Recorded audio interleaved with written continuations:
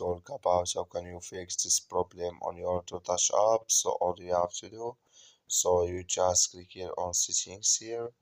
So when you click here on settings, it's going to take you to this list here. Then all you have to do, so you just go down here. So then you click here on apps. Then come to apps list here. Then here you're looking for Doordash app. Then you click here on search. Then here add Doordash app. You click on it here. So then it's going to take you to this list. Click on for stop. Then you click on OK. So then you go down, just click on storage.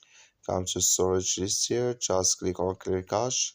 Then all you have to do, so you just go to your Play Store, click on it here.